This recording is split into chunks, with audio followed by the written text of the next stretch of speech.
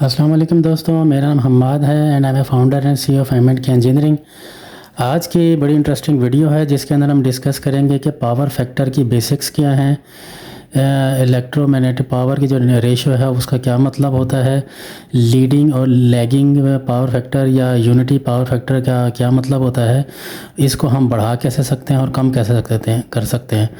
तो हमारे वीडियो के साथ जुड़े रहिएगा और ये बड़ी इन्फॉर्मेशन आपको आज इंशाल्लाह मिलने वाली है। तो आगे बढ़ने से पहले हमारे चैनल को लाइक, सब्सक्राइब और शेयर कर लें ताकि आइंदा आने वाली इस किस्म की इन्फॉर्मेटिव वीडियोस आपको मिलती रहें। क्या पावर फैक्टर हमारे जो एनर्जी बिल है उस पर असर करता है? जी बिल्कुल असर करता है। अगर ये लीडिंग हो या लैगिंग हो, दोनों सूरतों के ऊपर इसका असर होता है। बेहतरीन पावर फैक्टर तो यूनिटी है, यानी कि 1। अगर तो 1 है तो इसका मतलब है कि हमारा जो पावर फैक्टर का या हमारा जो इलेक्ट्रिकल अप्लायंसेस का सिस्टम है वो बेहतरीन चल रहा है। तो चलें इसको स्टेप बाय स्टेप समझने की कोशिश करते हैं। तो सबसे पहले तो हम आ जाते हैं कि हमारे पास ये पावर फैक्टर का मतलब क्या होता है। ये दो अल्फाज हैं, जैसे कि एक है पावर, एक है फैक्टर। पावर जो है वो तो आ गई इलेक्ट्रिकल पावर, जबकि जो फैक्टर है बेसिकली ये एक रेशो है, निस्बत है, या आप इसको शरह भी उर्दू में कह सकते हैं। तो ये बेसिकली दो चीज़ों का कम्बिनेशन है और उसका ये रेशो है।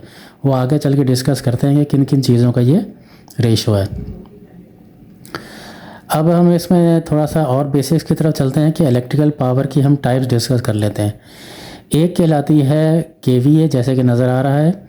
दूसरी कहलाती है किलोवाट और तीसरी कहलाती है kVAR। अब इन तीनों में क्या डिफरेंस है वो मैं आपको एक्सप्लेन करता हूँ।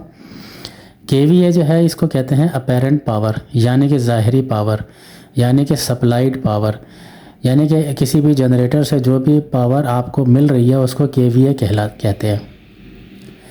इसके बाद आता है किलोवाट। इसको कहते हैं कंज्यूम्ड पावर या एक्चुअल पावर या हकीकी पावर, यानी कि वो वाली पावर जो जिससे आपको वर्क मिल रहा होता है। तीसरी कहलाती है kVAR, यानी कि वो पावर जो कि इस पूरे प्रोसेस के अंदर ज़ाया हो जाती है, जो कि इलेक्ट्रोमैग्नेटिक फ्लक्स की वजह से ज़ाया हो जाती है या इलेक्ट्रोस्टैटिक फ्लक्स की वजह से ज़ाया हो जाती है। अब इन तीनों को चीज़ों को समझने के लिए एक छोटी सी एग्जांपल देता हूँ जिससे आपको बड़ी अच्छी चीज़ समझ में आ जाएगी। जैसे आप दुकान से एक चिप्स का पैकेट लेते हैं और चिप्स का पैकेट लेने के बाद जब आप उसको लेते हैं तो वो बड़ा फूला फूला सा होता है। इसको आप समझ लें कि ये जो फूला फूला और मिल रहा है हमें, ये KVA है, मिसाल के तौर पे बता रहा हूँ। फिर जब आप इसको खोलते हैं और उसमें से जो हवा होती है वो तो सारी बाहर निकल गई, यानी कि वो जो हवा थी वो हमारे किसी काम की नहीं थी, और अंदर जो चिप्स हैं वो हमारे इस्तेमाल की चीज़ है। इसको हम कहते हैं किलोवाट। इसी तरीके से जो हवा बाहर निकल के जिसका हमारे ऊपर कोई असर नहीं है, मतलब यह कि वो हमारे किसी इस्तेमाल में नहीं, वो कहलाता है kVAR। तो उम्मीद है कि इस एग्जांपल से आपको समझ में आ गया होगा कि एक चिप्स का पैकेट हमें मिला वो KVA कहलाएगा। जब हम खोलेंगे तो उसमें से जो हवा निकल जाएगी वो हमारे किसी काम की नहीं, वो कहलाएगा kVAR, और जो चिप्स हमें मिलेंगे एक्चुअल वो मिलेंगे किलोवाट। अब हम आ जाते हैं इस ट्रायंगल के ऊपर। इस ट्रायंगल में जो बेस है उसमें हमने शो किया हुआ है रियल पावर किलोवाट में, हाइपोटेन्यूस जो है वो अपेरेंट पावर है KVA में, और जो परपेंडिकुलर है वो रिएक्टिव पावर है kVAR में। फ़िलहाल हम रिएक्टिव पावर को डिस्कस नहीं कर रहे, लेकिन अगर आप इसके इन दोनों के दरमियान में अगर आप एंगल देखें थीटा, वो कहलाएगा कॉस थीटा। उसकी वजह ये है कि कॉस थीटा का आपको पता ही है फार्मूला बेस अपॉन हाइपोटेन्यूस होता है। तो यहाँ पर जो बेस है वो किलोवाट है रियल पावर, और हाइपोटेन्यूस जो है अपेरेंट बाय kVAR। इस रेशो को यानी कि किलोवाट और kVA की रेशो को हम पावर फैक्टर कहते हैं। अब चूँकि ये एक रेशो है लिहाजा इसका जो है कोई यूनिट नहीं है। हाँ, बल्कि एक ये इसका एक टेबल है, इसके सेंटर में है 1, यानी कि ये बेहतरीन पावर फैक्टर कहलाता है 1। इसके अगर फ़र्ज़ कर लें कि राइट साइड के ऊपर जाएंगे तो ये कहलाएगा लैगिंग, यानी कि कम, और अगर लेफ़्ट साइड के ऊपर आएंगे तो वो कहलाएगा लीडिंग, यानी कि ज़्यादा।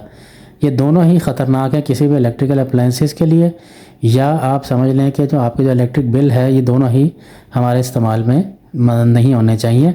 या हम इसको मुकम्मल तौर पे ख़त्म तो नहीं कर सकते, लेकिन ये ज़रूर कर सकते हैं कि मुख्तलिफ़ चीज़ों से इसको यूनिटी यानी कि 1 की तरफ लाने की कोशिश कर सकते हैं।